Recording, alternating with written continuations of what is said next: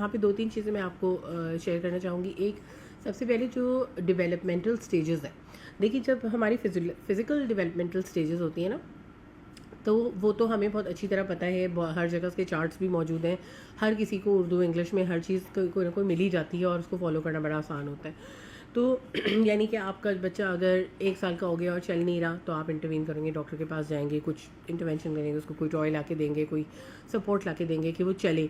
इसी तरह अगर आपका बच्चा 2 साल का हो गया और बिल्कुल नहीं बोल रहा, तो भी आप इंटरवेंशन करेंगे, पता करना चाहेंगे भाई टंग टाइट तो नहीं है, कहीं कोई स्पीच थेरेपी की ज़रूरत तो नहीं है। तो अब आपको पता चल जाएगा या आपके इन्वायरमेंट में से कोई आपको बता देगा, तो इसमें या स्कूल बता देगा, रिलेटिव्स पॉइंट आउट कर देंगे, बहुत दफ़ा ये चीज़ें आसानी से पता लग जाएंगी।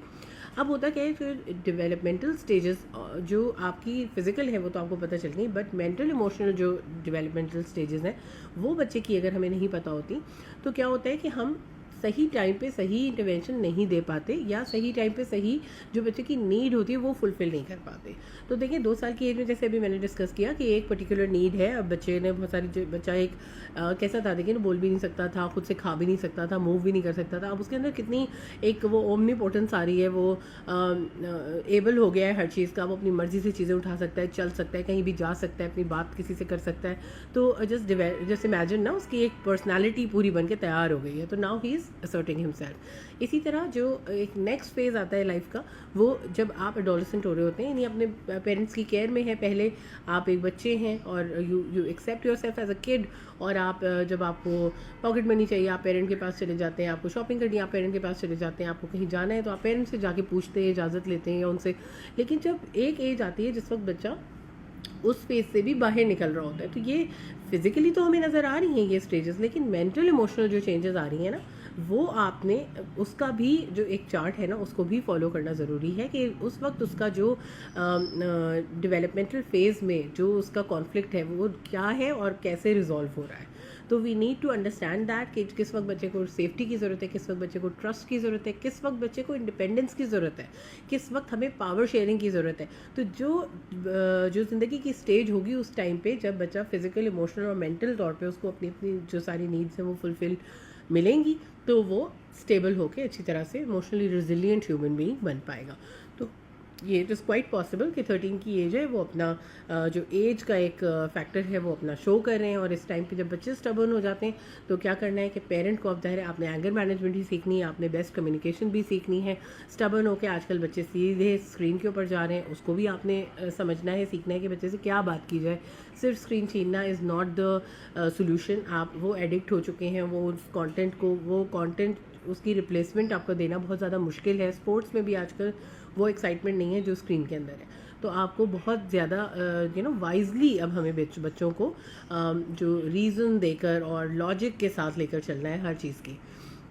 और स्टेप बाय स्टेप करना है। कोई भी चीज़ ओवरनाइट या एक दिन में नहीं होती, तो हमें रूल्स भी बनाने हैं, इम्प्लीमेंट करने हैं, कोई चीज़ वीन ऑफ करनी है, हर चीज़ को हमें स्टेप बाय स्टेप करना है। स्पेशली ये जो सेंसिटिव एज जिसमें आपका बेटा है इस वक्त 13 में, इस वक्त कोई मेक और ब्रेक वाली सिचुएशन होती है, तो हमें बहुत ज़्यादा इस वक्त इनका ख्याल रखना है। तो जब वो स्टबर्न होते हैं तो कहते हैं ना कि जैसे when a child brings his chaos to you, तो you offer your calm to your child. ठीक है, आप भी chaotic ना हो जाएं, आप भी अपना chaos ना जाहिर करना शुरू कर दें। आमतौर पे क्या होता है, बच्चा आके लड़ता है, हम और ज़्यादा उससे लड़ते हैं और वो बहुत ज़्यादा एक सिचुएशन ख़राब हो जाती है, और बच्चे के लिए है वो एक मेमोरी बन जाती है और उसके लिए पैटर्न बन जाता है कि this is how you respond to a situation. तो आपका रिएक्शन जो है वो उसका वे ऑफ लाइफ बन जाता है। तो यहाँ पे आपको थोड़ा सा कुछ चीज़ों पे समझने की, सीखने की ज़रूरत है कि एक टीनेजर को हैंडल करते वक्त आपकी कम्युनिकेशन कैसी होनी चाहिए, आपको एंगर मैनेज करने का तरीका आना चाहिए। आपको देखना है कि आपके बच्चे का जो एंगर है वो is it a genuine anger, is it inauthentic anger, वो किसी कोई ट्रॉमा बेस से तो नहीं आ रहा, उसमें कोई बिग फीलिंग्स ऐसी तो नहीं है जो बच्चा कोप नहीं कर पा रहा, जिसको एक्सप्रेस नहीं कर पा रहा। कई दफ़ा ऐसा होता है बच्चे they are just too tired, सोने से पहले वो बहुत ज़्यादा अग्रेसिव हो जाते हैं। तो आपको वो पैटर्न और वो ट्रिगर्स आपको जब पता चल जाएंगे ना, कई दफ़ा मेरे बच्चे जब स्कूल ट्यूशन से वापस आते हैं ना और जो उनका अग्रेसिव बिहेवियर, में कहती हूँ अभी कोई बात ना करें प्लीज़, हाथ मुंह धोकर आएँ, खाना खा लें, हर बात उसके बाद होगी। बिकॉज उस वक्त तो इतने चिड़चिड़े हुए होते हैं ना कि उनसे बात करना बेकार है, they are just not ready to listen to you. तो हमें थोड़ा सा अपने बच्चों का अगर पैटर्न नज़र आना शुरू हो जाएगा कि वो कब किस तरह से किस अपने इमोशन को कैसे शो कर रहे होते हैं, तो आप काफ़ी ज़्यादा उसको एड्रेस कर पाएंगी, काउंसिल कर पाएंगी।